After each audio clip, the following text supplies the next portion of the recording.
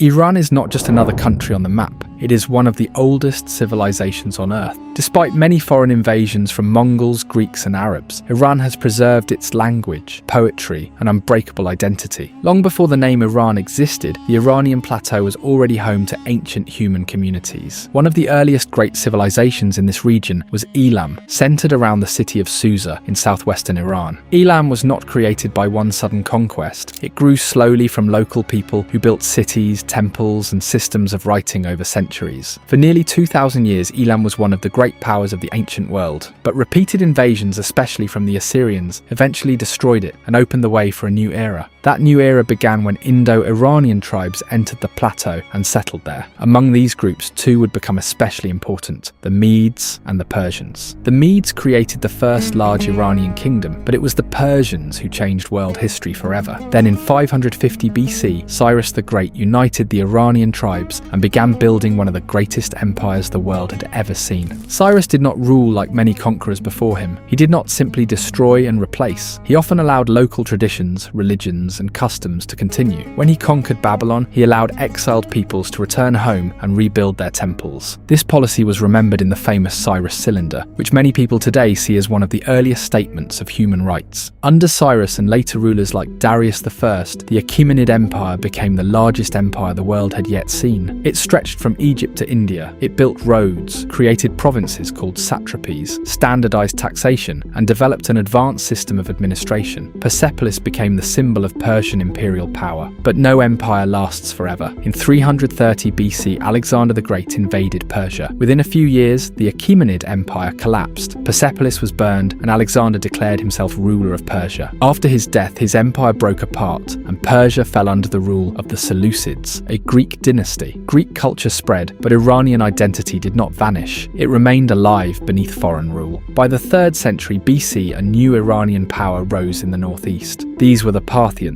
Originally a nomadic people, they built a strong empire that controlled the Iranian plateau and Mesopotamia. The Parthians became the great eastern rival of Rome and controlled key trade routes linking east and west. Their rule was less centralized than earlier Persian empires, but they preserved Iranian traditions and kept the region politically alive. Then in 224 AD, another major transformation took place. A Persian noble named Ardashir overthrew the Parthians and founded the Sasanian Empire. Under the Sasanians, Iran once again became a powerful and centralized state. Zoroastrianism became the official religion, and Persian art, architecture, and scholarship flourished. The Sasanians fought Rome and later Byzantium for centuries. These wars were long, exhausting, and destructive. By the early 7th century, both empires were weakened. That was the moment when Arab-Muslim armies emerged from Arabia and struck. In the battles of Qadisiyah and Nahavand, the Persians were defeated. The last Sasanian king, Yazdegerd III, was killed in 651 AD, and the empire came to an end. Iran gradually became part of the Islamic world. Islam spread across the land, but Persian identity did not disappear. Instead, it adapted. The Persian language returned in a new form, written in Arabic script. Persian scholars, poets, and scientists became some of the most important figures in the Islamic Golden Age. Over the next centuries, different dynasties ruled Iran. One of the most important was the Seljuk Empire, founded by Turkic rulers from Central Asia. Even though the Seljuks were not ethnically Persian, they adopted Persian administration and culture. Persian remained the language of literature, learning, and government. Once again, foreign rulers came, but Iran's deeper identity stayed alive. Then came one of the darkest invasions in Iranian history. In the 13th century, the Mongols swept into Iran, destroying entire cities and killing huge numbers of people. It looked like the civilization might finally break. But even that did not destroy Iran permanently. The Mongol rulers of Iran, especially under the Ilkhanate, gradually adopted Islam and Persian culture. What began as devastation eventually turned into another chapter of Iranian recovery. Later came Timur, another great conqueror from Central Asia. His campaigns were brutal, but the Timurid period also became a time of Persian cultural revival. Cities like Samarkand and Herat became centers of Persian literature, science, and art. Even after conquest, Persian civilization kept returning. Then came one of the most important turning points in all of Iranian history. In 1501, Ismail I founded the Safavid Empire Empire and declared Twelver Shia Islam the official religion of the state. This changed Iran permanently. From that moment on, Iran became clearly distinct from its mostly Sunni neighbours, especially the Ottoman Empire. Persian culture remained at the centre, but now it was joined with a Shia religious identity that would define Iran for centuries. Under rulers like Shah Abbas I,